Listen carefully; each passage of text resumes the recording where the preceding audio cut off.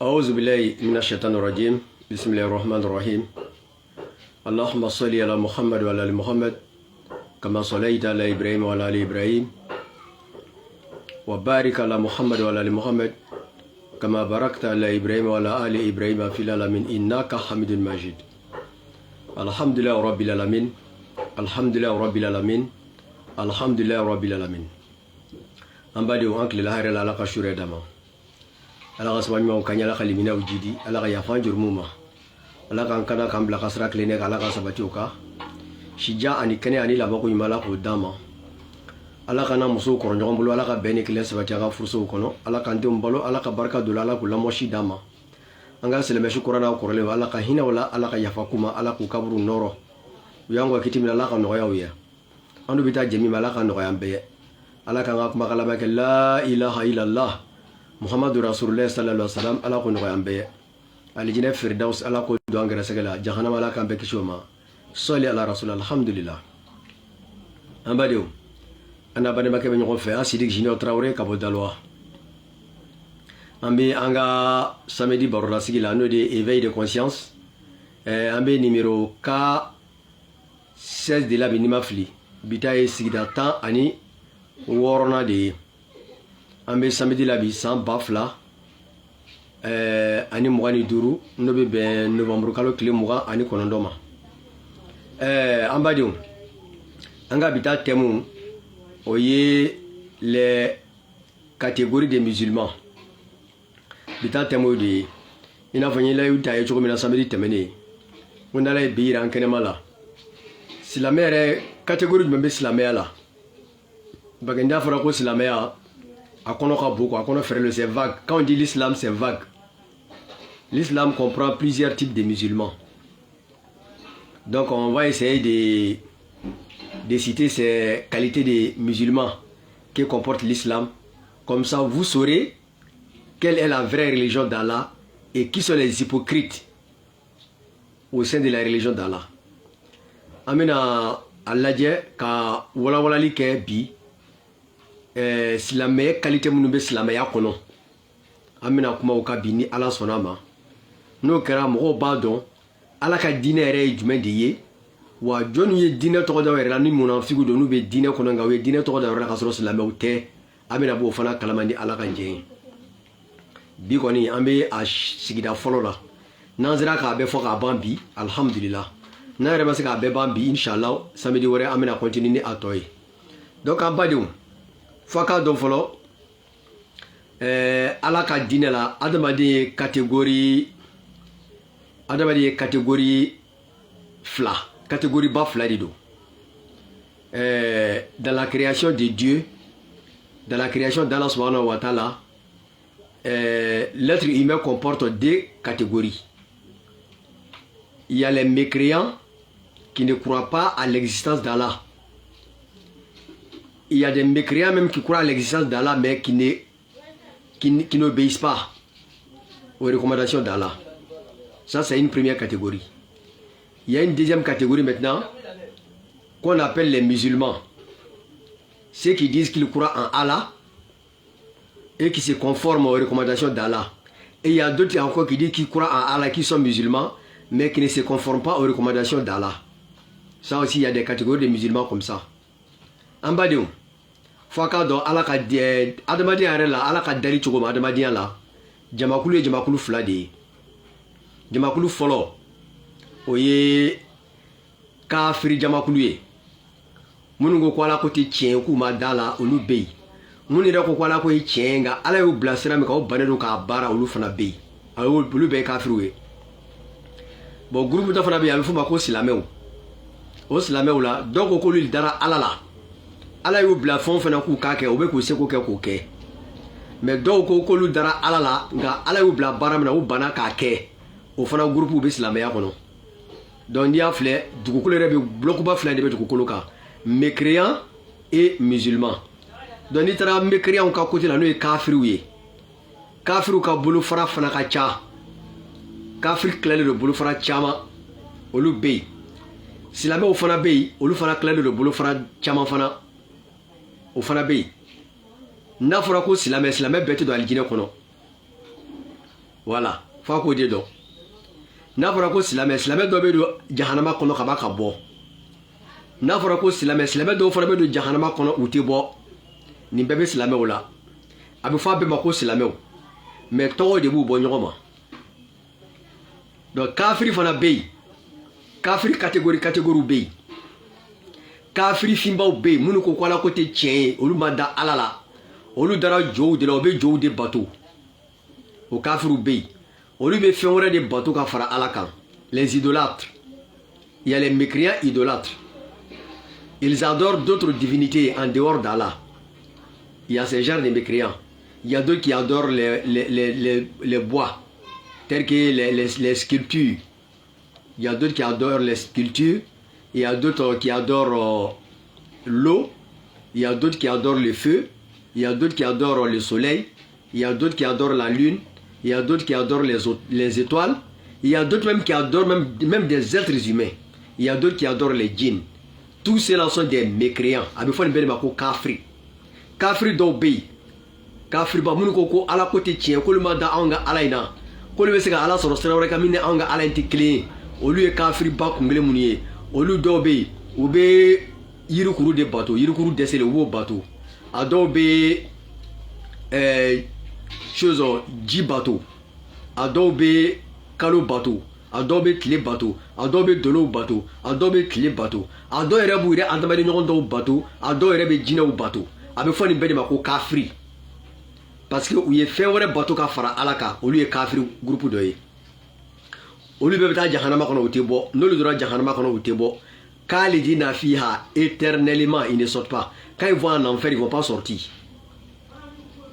N bɛ ka groupe min tɔgɔ fɔ nin, ni mɔgɔ mɔgɔ bɛ nin groupe la, ni ma tubi ka bɔ a la, ni sara k'i to a la, ni taara ka jahanama kɔnɔ e tɛ bɔ. Ça c'est une première catégorie. Maintenant, il y a une autre catégorie de mécréants.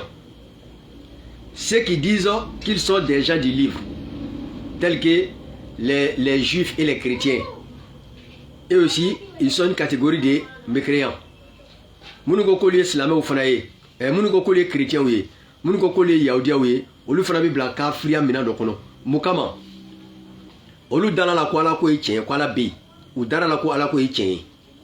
Mais au moins son éliminé kira Muhammad alayhi salatu wasallam ka cideyama o de ou kafria. Sinon chrétien ba dalé do ala ko ala be ou ba don. Mais au lieu ala remplacer John Nabi la Isa, lui be Isa de bateau.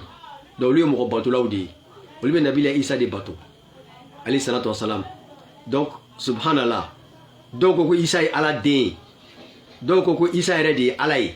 Donc ko Isa bamso ko ye ala muso subhanallah ala ka yafama. Ala dungo Qur'an kono ko lam yalid wala mi yulad wala mi yakun lahu kufuwan ahad. Yaye ala ko fema ale ala bangi ale ala ma fem bangi wala ala na ka dafe shibanga. Mais au lieu din tambe kata alama ka muso dambe kata alama. Donc ala fleni e muso tabolo din tabolo fatala batala ala e kele de aka masaya la bana anaka dafe shimanga. Donc o e chrétien groupe munu ko dembe ala bolo o libi u dale do la ko ala be mais ko dembe ala bolo o yo lu kafria. O yo lu ka groupe ye ni tara ya jaw fana ka côté la o lu fana dale do la ko ala be ko ala masaba be ko dale ba masa o dale do la ko be. Mais ou ma son kira Muhammad ka kira alayhi salatu wasalam ni dun sona ala la fika son kira Muhammad de la ni ma son kira Muhammad la kare kafria la. Parce que Allah subhanahu wa ta'ala fo Qur'an kono ko beleya ako anga liminia ale ala ma folo adama de pour que ka ke mumini dafale i ka ke aljine den i be liminia ala de ma croire en Allah d'abord, croire aux anges, croire au livre d'Allah, croire aux messagers sans distinction, tous les messagers et prophètes d'Allah, croire à eux tous sans distinction, croire au destin et croire à la vie après la mort. Ça, ce sont les 6 piliers de la foi. Liminia Josin Waron, fika liminia ode ma folo. A folo folo ka liminia la ko ala be ka sori ma ala ide me yire ba do dusu ko na ko ala be. E mana to ko ga banza. Masa do de iblaya, mi do de dangi iblaya. Ka la ko obey. O ya Josin folo e. Ni lalo la liminia Josin folo ke. O ko fe ka liminia ala ka meleka o la kala ima meleka o yela me ka lo ko meleka ko chien ko meleka o be. O ko fe ala ka kitabu minnu nana ka taa Taurata la kana bila Zabur la kana bila Linjil la kana bila Kurana la ka da livre ninnu bɛɛ la k'u bɔra ala de yɔrɔ minnu ma falsifié kɔni k'u bɔra ala de yɔrɔ o livre minnu filɛ nin ye ka limaniya o ma ka da la ko Kurana ye ala kumakan de ye Muhamadu kumakan tɛ alayhi salatu wasalam ka ba ka limaniya kira bɛɛ ma kira bɛɛ wolomali t'a la nabi ɲuman bɛɛ k'a ta an fa Adama la ka na bila fɔ kira Muhamadu alayhi salatu wasalam n'i ye i bana kira kelen na o la dɔrɔn i kafiriya la ni ko kira Muhamadu ka kira ye tiɲɛ e silamɛtɔ komi ko Isa tɛ kira ye i kafiriya la ni ko Musa tɛ kira ye i kafiriya la ni ko Yunusa tɛ kira ye i kafiriya la ni ko Udu tɛ kira ye i kafiriya la ni ko Sɔli tɛ kira ye i kafiriya la ni ko Ibrahim tɛ kira ye i kafiriya la ni ko Ismail tɛ kira ye i kafiriya la ni ko Ishaka tɛ kira ye i kafiriya la ka limaniya kira bɛɛ ma k'a dɔn ko ala de y'u bɛɛ ci i ka limaniya o ma kana laban anw silamɛw an bi tile mɔgɔw ka limaniya belebelew ka belebele ma n'o ye kira Muhamadu alayhi salatu wasalam wala ka limaniya ma ko ale de ye cidenw la laban de ye nabi ɲuman laban don ciden laban de don kana dugukolo sanfɛ ka bɔ ala yɔrɔ ale kɔfɛ ciden wɛrɛ tɛ ci ala fɛ kana dugukolo kan tugun ni sariya wɛrɛ ye nabi ɲuman wɛrɛ fana tɛ ci ala fɛ tugun kana dugukolo kan nabi ɲumanya bɛ dan ale la cidenya bɛ dan ale la ka limaniya o ma n'i ma limaniya kira ma dɔrɔn i ye kafiri de ye donc kafiri groupe minnu bɛ yen n'olu sɔnna ala ka alaya la mais u bana Muhamadu ka kiraya ma alayhi salatu wasalam o kafiri groupe o fana bɛ taa jahanama kɔnɔ parce que u ma sɔn ala kira la ni kɔni ko la ilaha illallah i b'a fɔ ko Muhamadu rasulullah sallallahu alaihi wasallam i b'o tugu a la an silamɛ bi kɔni mɔgɔ si tɛ kisi bi f'i ka tugu Muhamadu ko alayhi salatu wasalam personne ne sera sauvé à l'au-delà de nos jours tant que tu ne suis pas Muhammad alayhi salatu wasalam kira Muhammad alayhi salatu wasalam c'est lui qui est notre référence il a été envoyé à toute l'humanité. Chaque prophète a été envoyé, chaque messager a été envoyé à un temple, à un peuple de son temps. Chaque prophète a été envoyé à un peuple de son temps. Voilà. Kira wa kira cila walma na menyo nyuma cila ala fekana u be cira mandon do de ma u tlela u ka wati u cira u ka wati mandon de ma ali nabila Isa kira Muhammad nabila Isa Jésus alayhi salatu wasalam. Il dit, lui, il a été envoyé aux enfants d'Israël. Il n'a pas été envoyé à toute l'humanité. Il dit que lui, il a été envoyé, c'est un messager aux enfants d'Israël, à Bana. Et puis, à part lui là, quand Jésus est parti, et que Mohammed est venu, toute l'humanité doit suivre Mohammed pour être sauvé le jour de la résurrection. Tant que tu ne suis pas Mohammed, il ne faut pas compter qu'à l'au-delà, tu seras sauvé. Ne compte pas sur ça. Tido Tide Nana ou bet le temene kofe. Kira Chile kofe alayhi salatu wasalam. Moro baby ni banaka tu kira Muhammad alayhi salatu wasalam. Ika blaye kungolo la ko lahara kishite quoi. Kishite. Tege ma tu kira Muhammad alayhi salatu kishiti bolo lahara. Ala de Irana. A kira diabedima. Il a été envoyé comme annonciateur et avertisseur pour tout l'univers. Ala ou fo Qur'an kono yoro chama andila ka hayaw kala ka koro antena se ko katu donc a kira chidi diye bedima ni ma son kira ka Muhammad ka kira ma doro e kafiri anga temei o sisan ala ko ka baka limenia latigema ka doni kojugu yi soro ala de ala tige ka kila jarabina yi ni here ko do fana yi soro ala de ala tige na yi ki niso jana yi fana kila jarabi ki fle ibina muke don ni here soro iba fo alhamdulillah rabbil alamin ibe ala barkada ali mo do de nafulu dima ala barkada ka soro ko tigi fo sabla ala de ala tige ko nafulu dima ala bi anke nyoko sababu de ko lo sanfé o ye kele donc sisan la tige juguma ni toro ko do yi soro kana da mo ka accident do yi soro kana fo do di dabali bana do di soro kana fo do di dabali bana mini soro beda ala ka ika fo ko ala de ablela wa ala de be se ka kenya ika fura nyina la no kara abi fo ki e dara la tige nyuma na juguma na o kofe limenia josi worona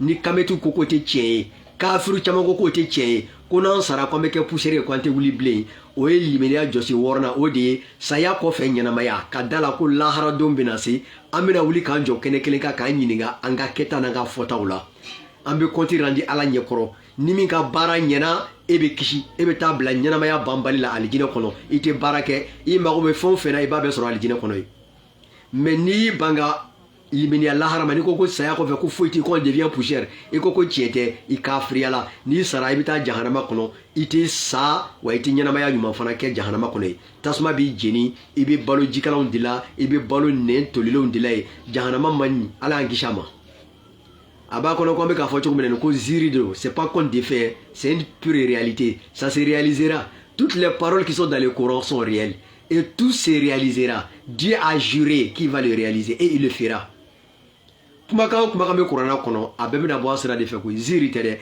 ala kalela ko ba sera fe wa bo sera fe wa mo be no ni se ya isoro i kafir lama e rebe na ko jakun foranyana mais malalali et ati sera jameta dla on dit c'est trop tard.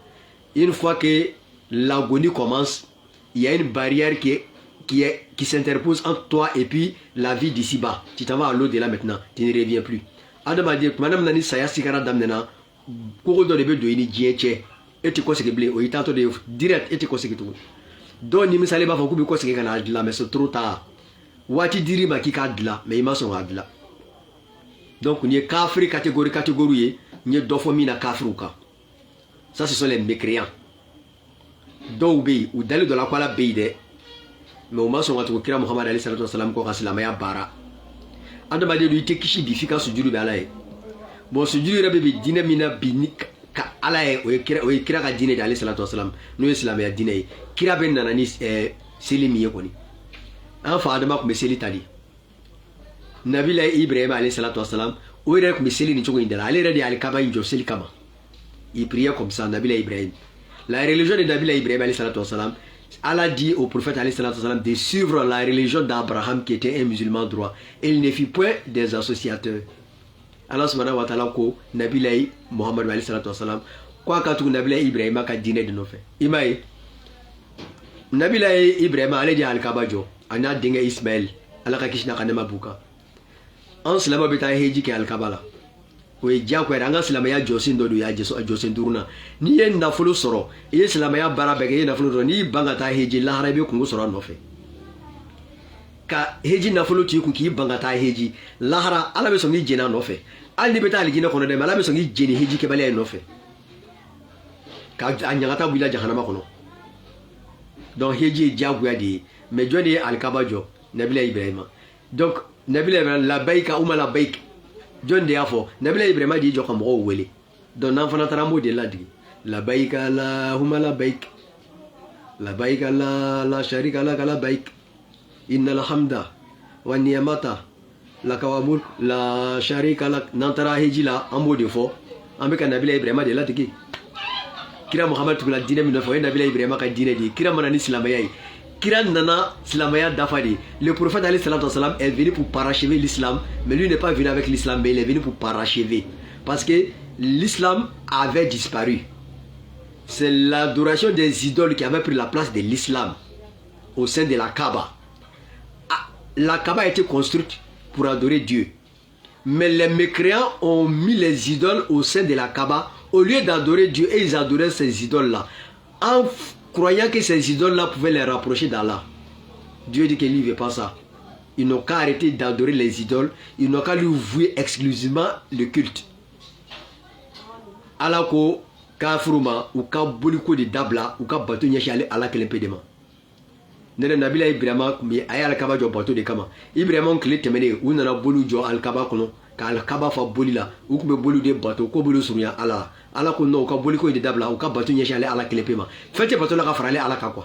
Ale kelempe de be bateau. Ala kira ale salatu wasalam ani kafiru re kelemi ka kira ni de kama. Ala ka be sahaba mambadi. Donc ayiraula kafiri catégorie mun be ni ya do di min be fo aw nyina quoi kira ko Muhammad Nabila Ibrahim alayhi salatu wa sallam ka dine de kan no islam ya dine Safan Marwa o boli Nabila Ismail Bamso o yo boli mi ka Safan Marwa kulula na vana tara hiji la mo de la digi Ismail shetana bo yoromina nandara hiji la vana be shetana bon ko la digi ni shima ke kira klela alayhi salatu wa sallam mais ala ko ala kira ma ko ka tu Nabila Ibrahim ka dine de no fe donc Nabila Ibrahim ko munu kela o di ale ala ka dine donc kira ko fana jogon ke donc Nabila Ibrahim fana ko be selin ala kira fana o seli kelen de ta fana ko de ke alayhi salatu wa sallam fo ala nana farda duru disi sa ko ya an islamo ka keta e bidu ko sanfɛ Namos Fardadruka Kouke, ni Fouaro de Sele de Ofanala, à la Rabes Obama. Donc, ça, c'est les catégories, quelques catégories de mécréants que je vous ai dit, je vous ai donné. Il y a des mécréants même qui disent qu'affaire de Dieu même, ça n'existe pas.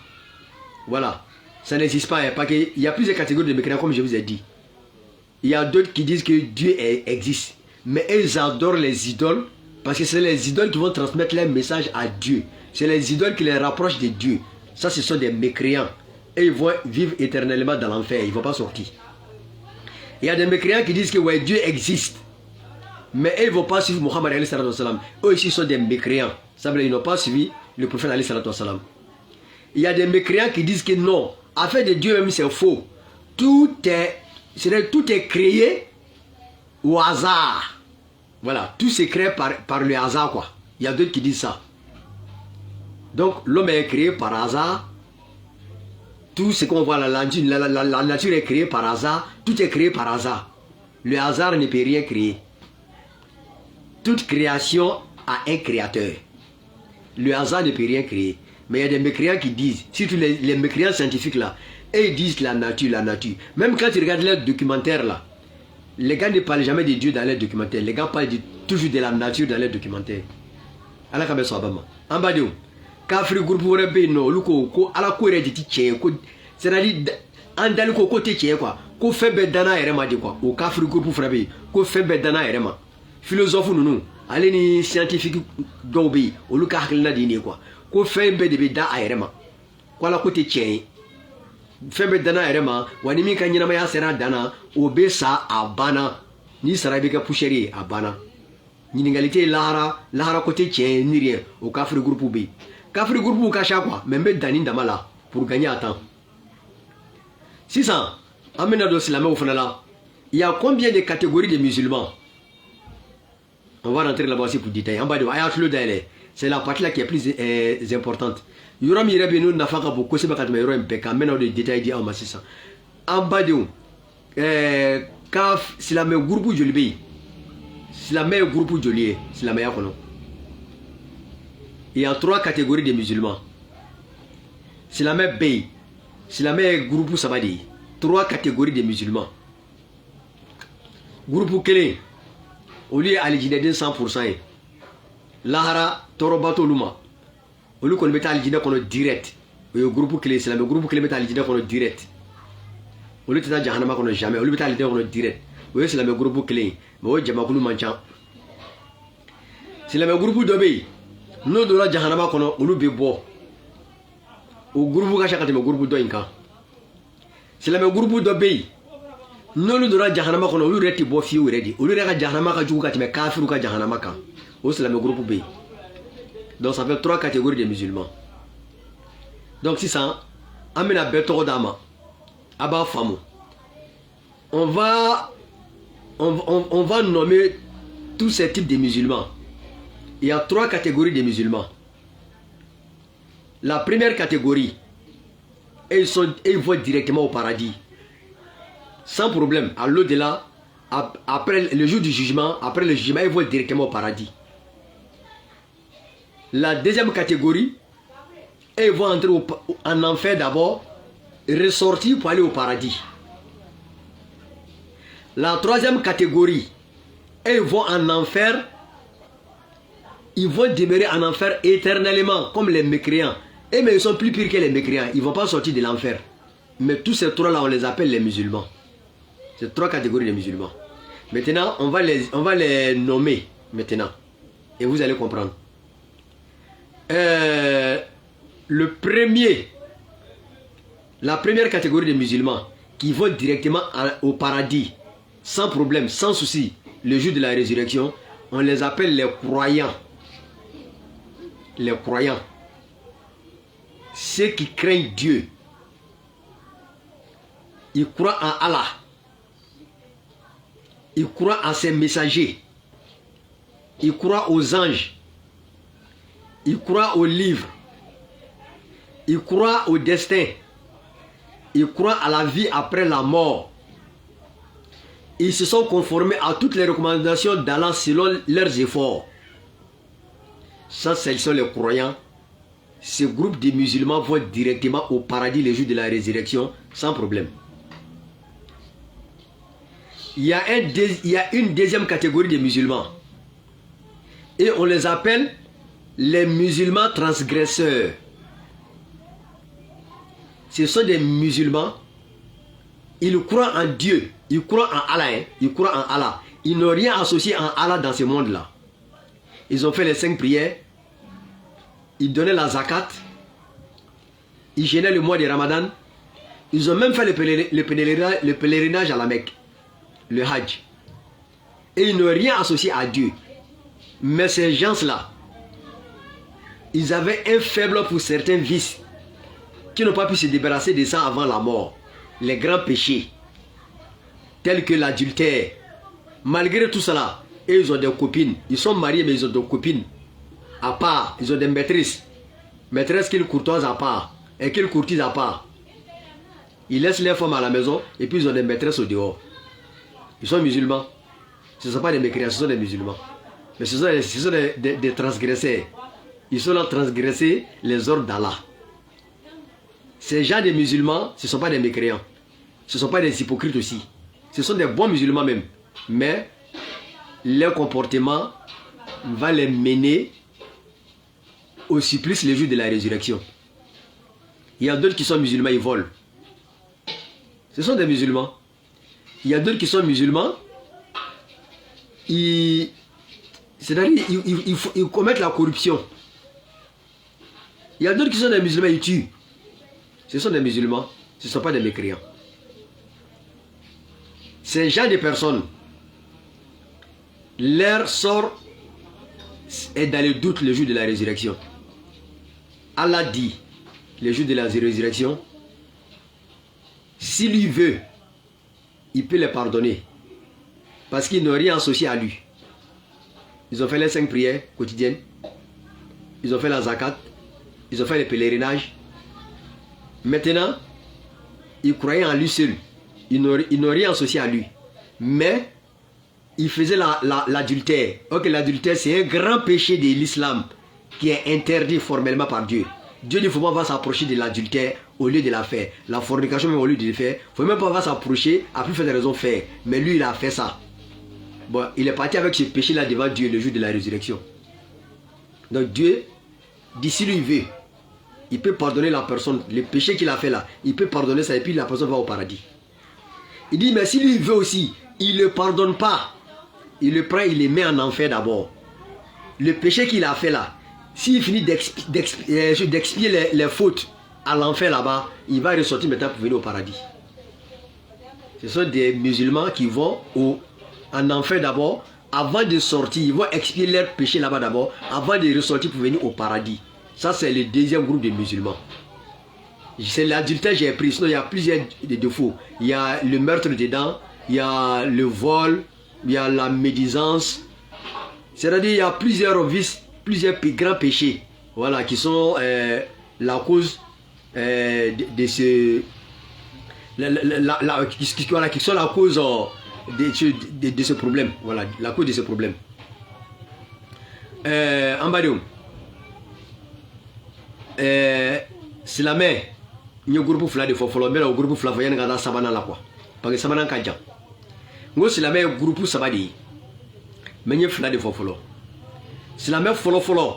Oye moye. Min liminala ala rema. Ati foi fara ala ka kanyana maya kono. Na tishura akoko ala. Na banana akoko ala. Na yehera sura akoko ala. Ni kasare sura akoko ala. Ale ka ko be dile do alama ata shida mogoku na banana ata foko modi ya dabali atita la jeli kala fe ni akomana bana be selita ka selika ala de wele ale tita la jeli kala fe ale ka ko be tolo do alama ama foi fara ala ka nyana maya nkono o kofe aya ka farda duru ayo ke ka ja de no maya la wala foka nanflo re selika fara kan o kofe ka sungolo sun ka jaga di ka ta heji o beda fara ala ko kwa ka jeneya toyi ayiroma jiya ka boma shuyani ayiroma jiya ka boma namara mo korofo ha shidiya nunu yire buya ni yira nunu kafandiya nunu kalundiga nunu ayiroma jiya ka bo ka bayira jurum nunu bela jelema k'i seko kɛ ala ko la a bɛ to ka fili minnu kɛ ala ye faama ye ala bɛ se k'olu yafa ni mɔgɔ min y'a ka ɲɛnamaya kɛ o cogo la ka ala ka danw bonya fo ka taa sa o cogo la olu de ye mumini dafalenw ye ala ko siran t'olu ɲɛ lahara olu ye alijinɛden direct de ye ala k'an ye o jamakulu cɛla maintenant silamɛ groupe filanan a bɛ fɔ olu ma ko silamɛ tiɲɛnikɛla dansagolaw an ye jogo ɲuman 5 min fɔ nin a y'a bɛɛ kɛ a ma fɛn fara ala kan a y'a ka seli farida 5 dafa a ye jaga di ka sunkalo sun a taara heji a bɛ ɲumanya yɛrɛ kɛ mɔgɔw ye nin bɛɛ kɔfɛ ala ko k'an ka yɔrɔ ma jiya ka bɔ jɛnɛ k'an kana gɛrɛ jɛnɛya la ale kɛla jɛnɛyakɛla ye muso b'a bolo maa bɛ jɛnɛya kɛ sariya dun ko n'i ye jɛnɛya kɛ i furula n'i minɛna ko k'i farala keru n'i ye cɛgbɛrɛ ye ko ka gbɛɲɛ kɛmɛ b'i la ale y'a ta kɛ jɛnɛya kɛ o jɛnɛya kɛ yan ale ma sɔrɔ k'a farala keru gbɛɲɛ ma bɔ ale la bon ale nana to k'a ka sa o jɛnɛya ka ɲi ten ala ko n'a y'ale ala ja komi a ye ale ka dan bonya kaba ni o ye a ma fɛn fara ale ala kan ko n'a ye ale ala ja a ye jɛnɛya minnu kɛ nin ale ala bɛ se ka yafa o jurumu ma a tigi bɛ taa alijinɛ kɔnɔ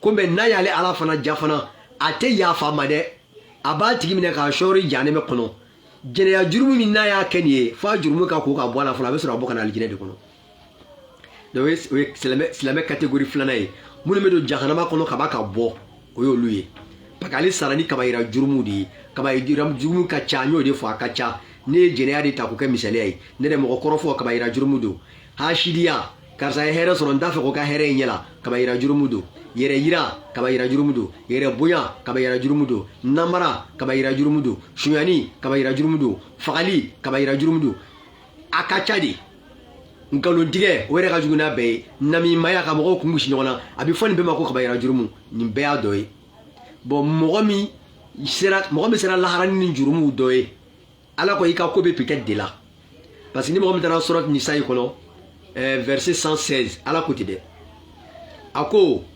Allah ne pardonne pas qu'on lui associe. Il ne va pas pardonner qu'on lui associe quelque chose, jamais de la vie. Il dit ça.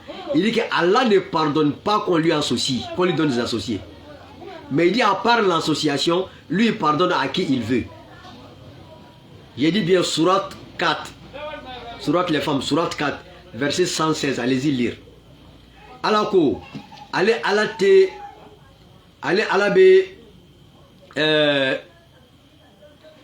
ale ala ti jeni yafa mɔgɔ de ma mɔgɔ min ye fɛn fara ale ala kan k'a ti yafa o tigi de ma ala ko ten de il ne pardonne pas qu'on lui donne des associés ala dit ça mais à part ça à part l'association il pardonne à qui il veut surat 4 verset en bas de verset 48 la fɔlɔ n bɛna a verset yɛrɛ kalan a b'a lamɛn quoi k'a yira la ko je parle pas n tɛ ka kuma n kun fɛ n bɛ ka kuma ni dalilu de ye ka bɔ kuranɛ yɛrɛ kɔnɔ ala kumakanw na ni aw ma lala ne lala quoi ne kalo kuranɛ ye ala kumakan de moi je crois à ça je sais que ça là c'est la parole de Dieu c'est pas la parole d'un être humain non non non ce qui est dans le Coran là un être humain peut pas avoir cette expérience non non jamais de la vie tu peux avoir cette connaissance ça c'est la parole d'Allah subhanahu wa ta'ala voilà écoutez bien Allah dit surat An-Nisa'i surat les femmes verset 4 et surat les femmes surat 4 verset 48 Allah dit certes Allah ne pardonne pas qu'on lui donne quelque associé ayame Allah ko tiɲɛna ale ala tɛ jɛn fiyewu a tɛ yafa ko mɔgɔ ka fɛn fara ale ala kan a tɛ yafa ma di a kɛra fɛn sugu sugu ye n'i y'a fara ala kan ala ko k'a t'a yafa a kɛra hadamaden dɔ de fara ala kan ye o e ye yiri de fara kan e ye ji de fara kan i ye kulu fara kan i ye tile de fara kan kalo dolo i mana fɛn o fɛn fara ala kan jinɛw ni e ye fɛn o fɛn fara ala kan ala ko k'a t'a yafa ala dit il ne pardonne pas qu'on lui donne quelque associé à part ça il dit à part cela à part l'association il pardonne à qui il veut est-ce que vous avez compris ni sera lahara ni jurumu gbɛrɛ min tɛ filankafoya jurumu ye ala ko ale bɛ se ka yafa mɔgɔ ma o jurumutɔ la ni mɔgɔ min y'ale ala ja bon n'a yafara dɔ ma k'o don alijinɛ kɔnɔ o ni nin bɛɛ ye jurumu kelen o taara jahanama kɔnɔ est ce que o bɛ to yen o tɛ to yen o parce que o fana ma fɛn fara ala kan o donc a bɛna o fana bɔ ka taa aljina kono min ye fɛn fara ala kan o de tɛ bɔ. Voilà, donc ça c'est parce qu'il dit quoi? Il dit à part cela il pardonne à qui il veut. Après ça il dit quoi? Il dit mais quiconque donne à Allah quelque associé commet un énorme péché. Akonga ni mɔgɔ o mɔgɔ ye fɛn fara ala kan ko tigi bɛ jurumu belebeleba de kɛ, c'est-à-dire filankafoya de ka bon ka tɛmɛ jurumu bɛɛ ka dugukolo sanfɛ a tɛ yen. Mais mɔgɔw t'o jatela kojugu ye dɛ. An bɛ taa an to jɛnɛya min kan nin ye walayi jɛnɛya ni filankafoya u tɛla ɲɔgɔn kɛrɛfɛ ale fitini. Mɔgɔ faga ni filankafoya tɛla ɲɔgɔn kɛrɛfɛ ale fitini. Filankafoya jurumu de ka bon ka tɛmɛ jurumu nin bɛɛ kan. N'ale bɔra yen mɔgɔ faga de bɛ jɔ ka sɔrɔ ka na jɛnɛya tugu a la. Ça va comme ça. Mɔgɔ faga kɔfɛ filankafoya kɔfɛ mɔgɔ faga de bɛ jɔ ka baga mɔgɔ ma k'a faga k'a sɔrɔ a ma fagali ko kɛ. Allahu akbar.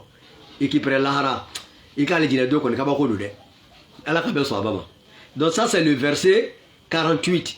Maintenant je m'en vais au verset 116 encore. Le même verset pour vous montrer que je ne mens pas quand je dis il y a tel verset et tel verset dans le Coran pour que vous puissiez croire à ça, que je ne vous parle pas du vin ici. Donc voilà, on est ici au verset 116. Allah subhanahu wa ta'ala dit quoi? Il dit encore, certes, Allah ne pardonne pas qu'on lui donne des associés. Certes, Allah ne pardonne pas qu'on lui donne des associés. À part cela, il pardonne à qui il veut. Quiconque donne des associés à Allah s'égare très loin dans l'égarement. Il a un peu changé la version ici. La version finale, il a un peu changé ça. Allah ko, kwala te yafa fiu, tiena, Allah te yafa fiu, dangani are bella, ko moko ka fen farale alaka. A to de yafa mene, ni fen faraka kwa ta yafa. Mais ako flanga foya jurumu ko fe, ni moko ye o ko fe, ni serani jurumu re la haramite flanga foya jurumu, kwale ala be sika o yafa moye ni moko mi ale alaja. Donc konga ni mɔgɔ ye fɛn farale ala kan ko tigi bɛ taa fili kɔnɔ fili min yɔrɔ ka jan kojugu o kɔrɔ ye a tigi filila kojugu a ma da a segi ko yɛrɛ ye baara ye quoi. Filankafoya de ye jurumu bɛɛ la belebele ye ale de man di ala ye à part ça jurumu tɔ ninnu ala bɛ se ka yafa o ma mais ne t'a fɔ k'i ka jurumu ko kɛ dɛ voilà f'an ka nɛn don a kɔrɔ k'a fɔ k'a fɔ ko ne ye nin fɔ k'i bɛ t'i ta kɛ jɛnɛya ye ko ala ko k'a bɛ jɛnɛya yafa m'a f'i ye ko ala ko k'a b'a yafa dɛ ala ko ni mɔgɔ min sera ni jɛnɛya jurumu ye lahara ou bien jurumu wɛrɛ ni sera n'o ye lahara min tɛ filankafoya jurumu ye a ko ni mɔgɔ min y'ale ala ja a b'o de yafa est ce que ala ye e tɔgɔ fɔ wa e de bɛna ala ja wa ala ko ni mɔgɔ min y'ale ala de ja ale b'o tigi yafa o b'a jira de filankafoya jurumu de a bɛ ka filankafoya jurumu de juguya fɔ yan ka yira ko de ka bon ka tɛmɛ jurumu bɛɛ kan an ka yɔrɔ ma diya ka bɔ o ma jurumu tɔ ninnu an ka yɔrɔ ma diya ka bɔ a bɛɛ ma. Mais ni min porokotola k'a kɛ tubi ka segi ko i ka bɔ a la ni m'a fɔ k'i ka jɛnɛya kɛ ko ne ko ala b'a yafa dɛ m'a fɔ ten dɛ ala de ko ni maa min sera ni a jurumu ye lahara ni mɔgɔ min y'ale ala ja ale b'o yafa mais est ce que ala ko k'a bɛna yafa e ma ala ko e de b'ale ja wa ala m'o fɔ o a ko ni mɔgɔ min y'ale ala ja ale bɛ yafa o tigi de ma e tɔgɔ ma fɔ dɛ lahara ni e y'i ban ka tubi ka to a kan ye lahara ni e ma taa ala ja kun a b'i sɔri janɛmɛ kɔnɔ parce que i b'a sɔrɔ jurumu min filɛ nin ye dɔ bɛ se ka dɔ sɔrɔ condition dɔ la a bɛ dɔ sɔrɔ condition wɛrɛ la i b'a sɔrɔ dɔ ka condition gravité ka bon ka tɛmɛ dɔ ta kan o de kama ala ko ni mɔgɔ min y'ale ala ja o la ale bɛ o tigi kisi a bɛ dɔ ni sɔri janɛmɛ kɔnɔ u bɛɛ ye jurumu ko kelen kɛ mais a jurumu ko ni a y'u sɔrɔ lahala jumɛn na a y'u sɔrɔ ni position jumɛn ye u y'a kɛ ni ŋaniya jumɛn ye nin bɛɛ bɛ ko in na mais ala kelen pe de b'o dɔn o de kama ala ko ni mɔgɔ min y'ale ala ja a b'o tigi la kisi quoi mais yɔrɔ ma janya ka bɔ jɛnɛya ma jɛnɛya man ɲi dɛ jɛnɛya man di ala ye ala ko de ko an kana gɛrɛ a la wala takarabu zina ko an kana gɛrɛ jɛnɛya yɛrɛ de la quoi ko an kana gɛrɛ a la donc faut pas faire la fornication san ko jɛnɛya modèle min yɛrɛ b'an fɛ yan bi c'est très dangereux an tɛ taa muso somɔgɔ fɛ ka taa muso ɲini tugun anw ni muso de bɛ bɛn a la sisan ko c'est mon fiancé ka ɲɔgɔn ye dugu kɔnɔ ko c'est mon petit ami ko yɛrɛ sina ka na jɛnɛya yɛrɛ dogo an fɛ bi quoi ah c'est que non c'est mon petit ami film nana bɛɛ tiɲɛ n'i ye télévision dayɛlɛ bi petit ami ko film de bɛ yɔrɔ bɛɛ c'est mon petit ami ka na denw bɛɛ jogo tiɲɛ ka bila u bɛ min kɛ ɲɔgɔn na jɛnɛya la fɔlɔ yan'u ka taa furu kɛ o ye san caman de ye ko c'est mon petit ami aya dabla mbadiw ala ko de ko nga furu de ke ni be muso no fe c'est à parents fait i kata ñini à parents fait ou ka diba i ka furu no kra i kumina min ke jeneya la o be daga yesi san i bo ke ngani edi muso bedala kerema ko ay ambe be ala folo ambe ñogo ise na ya no ko be se ka kuni ñogo ko be furu ke o ye jeneya de na ye chegbene gbenya keme jurube ala jeneya ke o ke o gbenya keme jurube ni ma lo do ko ni do ko be kar beri la lahara meleka o bolo bugoli la de jeneya shiye kele gbenya keme mi kala o ka cha shiye mugaye gbenya keme sigiro muga Allahu akbar na fara ko meleka ko o tasma gbenya bo ela kaburu kono yi ou bien o tasma gbenya ka bo ela lahara gbenya keme sigiro ma muga subhanallah ambado ala ka ngi shatoro ma jeneya mai anga roma jiya ka bo ma jeneya mai anga dabla jeneya mai sira jugu che jugu de do quoi jeneya be den do kuma shuli nyina may kono teke moy bli o masaw de bala so bani jeneya ay jeneya dabla jugu nyumante itate fami o yeko toyi wal nafulu ye ka toyi ala min do yigere sagala ni ka bara kono la i wasa dola minti tay o toyi kata dakare mo dala ko nafulu ta atoyi itate ta barake gi take ala ka be so bama ala herami ke doye e ki sigi ko ashidia o tibe silama ya kono de voilà nala herami ke karsaye dugo ka tigi ala ka baraka do atala ika ala wuli ala ka heraki yere wodi kay mais ala munala ni ke karsaye al karsa ka mobli ka accident ke ou al karsa ka moto ka accident ke ou ala ka tawli karsa ka fena ambe ka ke kili o ya ashidia di eti bondo ko la fokati sa donc en badio on va continuer. Ça, c'est la deuxième catégorie des musulmans. Alako, alabe seka yafa doma, olula, mais do fana beta janema kono wula. Mais nous tarabu banka bo, sabla usarani ala kelebanchi au dusukuna kasoro kumeka ala batu. Mais jurumu dari usi jahanama kono, no jurumu kula kabula wati bibo kana aligine kono. No kote kuma inda koi. Karamogo doni ke bali munu kuma ni soso. Ko adisa blo ko adisa kenemante, adisa kenemando de. Nana logique restera ka ibado ko adisa inka kene. Nana logique sira ka ibado ko adisa ka kene. Yere ngata groupe samananka. Mina ni yoroni wala bafle. Yere ngata groupe samanala. Mina ni yoroni wala. Mogo joli. Anga kisa mogo fla de nana ni jurumu qualité clé. Ayala mede mogo fla de nana ni jurumu qualité clé ala nyakoro. U bem nana jene ya jurumu dema. Ala dungo kurana haya de la. Koni mogo mi ale ala ja ko ale ala bi yafa otigima. U mogo fla la ala yafara kelema ko bon nyafara ema e kata aligine kono.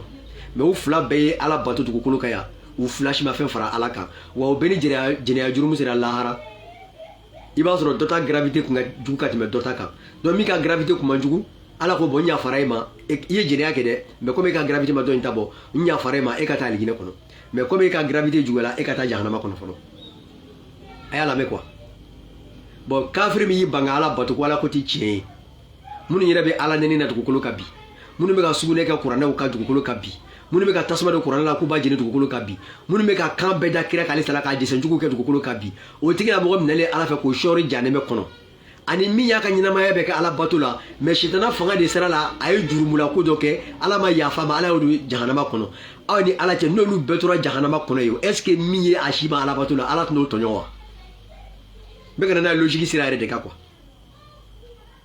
ambedi mnena jenela ala iya fara o bautara ede anda nimi e ala jaye bodoke iya fara ma ko do aljina kono bone tara jahannama kono ngone chiedo nyi jina mi ka gravité gabo ndara jahannama kono mais ne ka jene manga ne dume jahannama kono sabla nyi ala botu ke eye o manga ne dume jahannama kono donc o min dole fleni de aye jene mi kenye walma aye mo fara mi ke walma aye wal nafolo min shuya no kera sababu ka do jahannama kono ni ala ya jurumu boala wati wadi ka nyangata jahannama kono ko jurumu boala ala be soro ka labo sisa kana do aljine kono abaka nyanama ya toke pela aljine kono aka ala kilibanci ba sama ka ala takai anaka labatu anaka nyuma ya to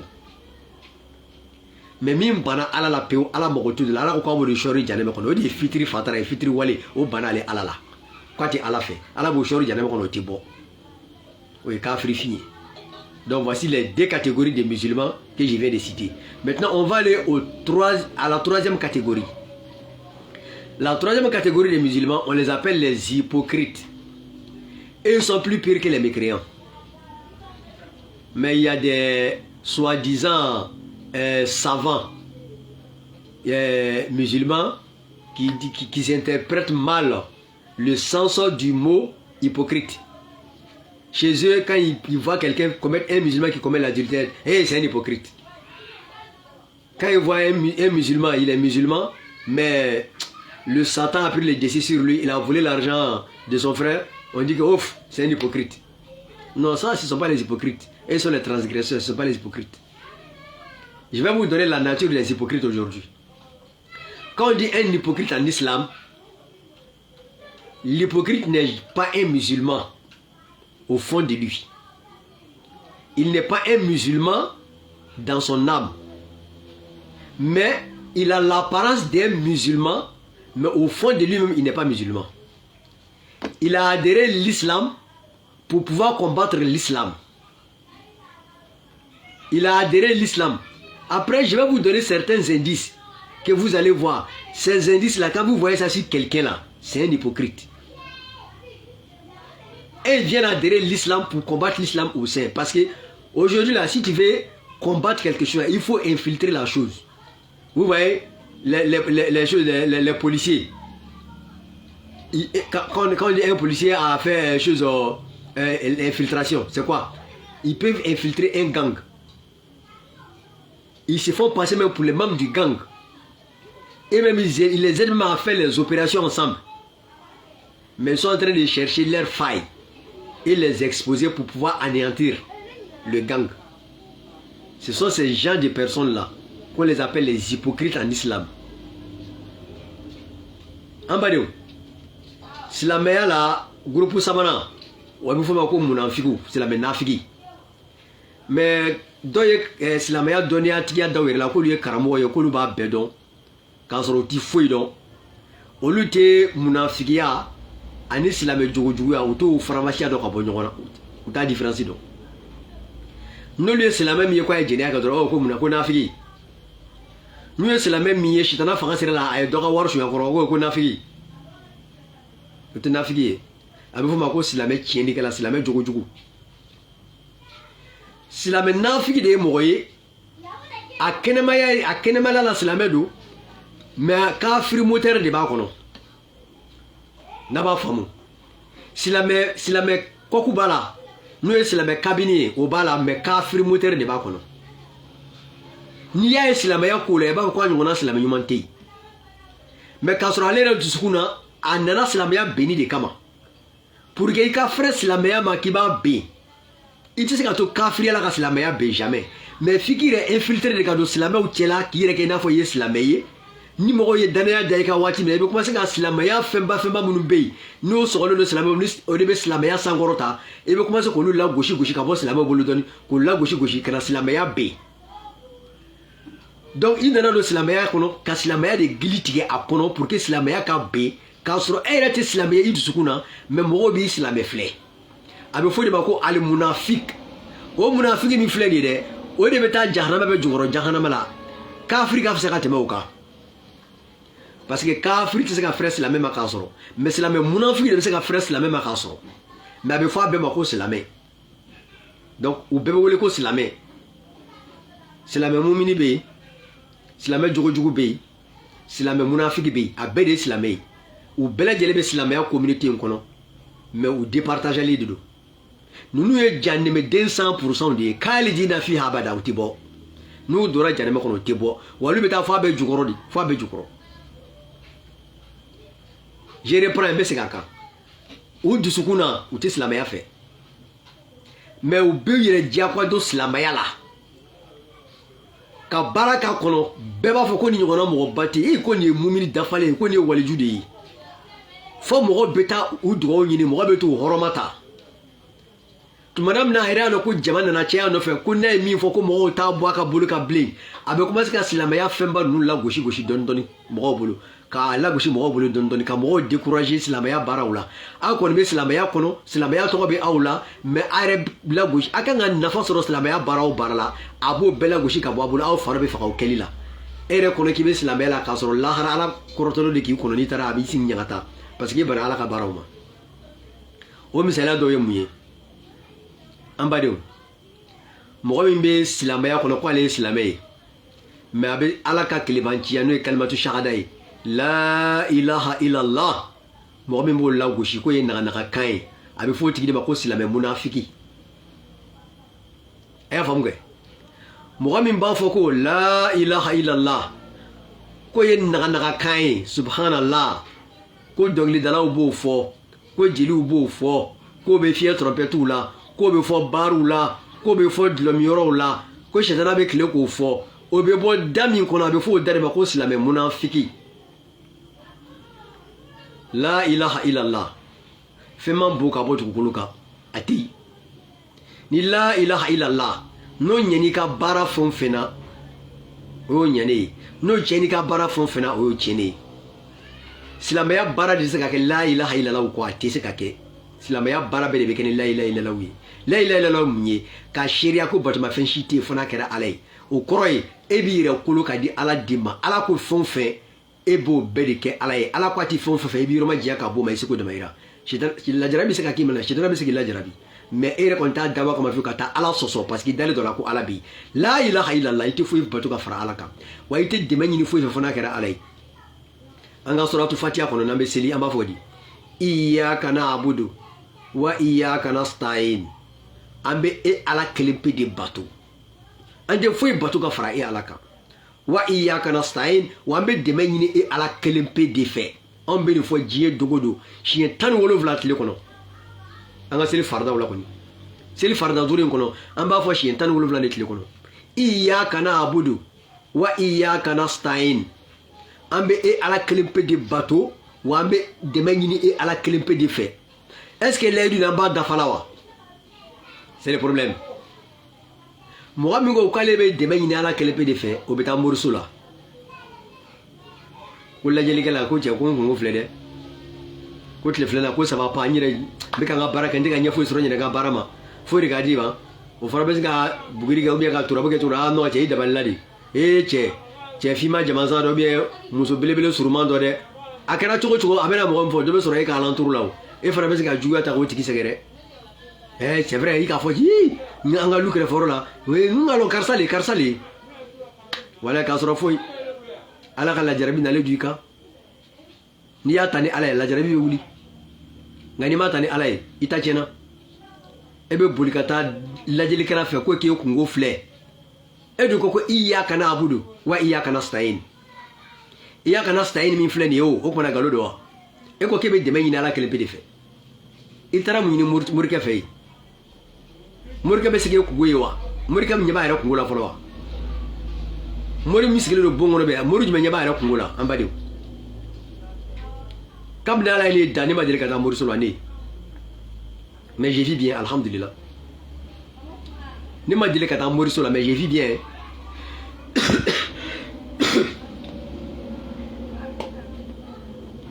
a y'a faamu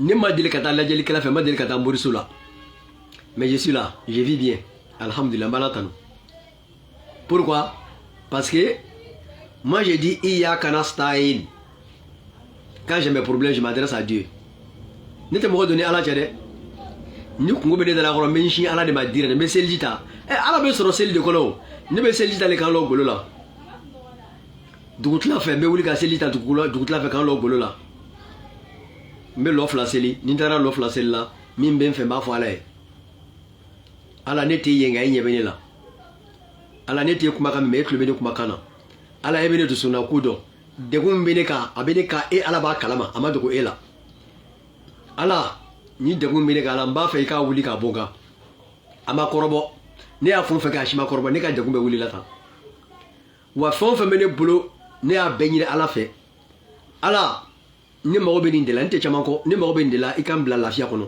n ka ɲɛnamaya kɔnɔ n bɛ se ka ɲɛnamaya kɛ cogo min na k'a sɔrɔ n ma siri mɔgɔ la mori m'o baara kɛ ka di ne ma dɛ ne ye n da kasi daliba masa de la daliba masa fana y'a sira dayɛlɛ donc ni ko ko iyyaka nasta'in i man ka taa moriso la tugun ni kɔnɔna filila kɛ e ɲɛ tɛ ala la nka ala ɲɛ bɛ e la e tulo tɛ ala la nka ala tulo bɛ e la seliji ta lɔ 2 ta i k'i seli a yira ala la i bɛna taa morikɛ min fɛ a bɛ ni sigiɲɔgɔn bila ɲɔgɔn na wa n'i yɛrɛ taara lajɛlikɛla yɛrɛ fɛ tile 40 k'i ka bato tɛ minɛ kira ko ale salatu wasalam ni maa min taara lajɛlikɛla fɛ i tagali dama fɛ tile 40 ala mago t'i ka alabato la ni sara o kɔnɔna la kungo b'i bolo lahara wa lajɛlikɛla bɛna min f'i ye n'i dara la k'i kafiriya la o bɛ fɛn min na mɔgɔ bɛ tulongo la parce que lajɛlikɛla sigilen don ale bɛ ka ala place de ta ala ko ale bɛ se ka ko min kɛ lajɛlikɛla ko ale bɛ se k'o kɛ ala dun ko k'ale t'a ka ko dogolen di maa si ma sini ko k'ale ala t'a di maa si ma ko fɔ n'ale ye mɔgɔ min choisi k'o kɛ nabi ɲuman ye kuranna ko ten ni mɔgɔ taara sɔrɔti jini kalan o bɛ sɔrɔti jini kɔnɔ ala ko ne ala tɛ n ka fɛn ne tɛ n ka ko dogolen kalifa maa si la fo ne maa min choisi k'o kɛ nabi ɲuman ye donc n bɛna o kuranna haya ɲini an bɛ jɛ k'o kalan yan'an ka ko datugu an b'a ban dɛ n'ala sɔnna ma samedi prochain la an y'a bila yɔrɔ min na nin silamɛ munafigu tamasiyɛn n bɛna détail di aw ma ni ala sɔnna ma a b'a faamu n'a y'o ye maa o maa la munafiki de don Abdoulaye Bunube Bun Salulu o bɔnsɔn dɔ de y'a tigi ye a tɛ kɛ mɔgɔ si la k'i bɛ kɛ silamɛ ɲuman ye donc an bɛ taa suratul jin n bɛ t'o kalan an bɛ jɛ k'a lamɛn ɲɔgɔn fɛ surat jin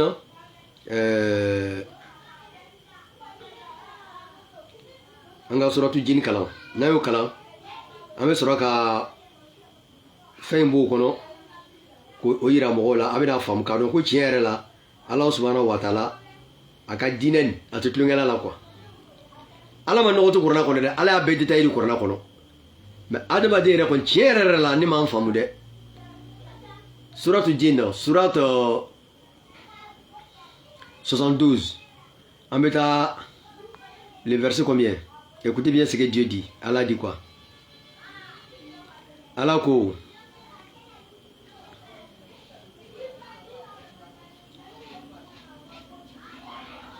voilà ici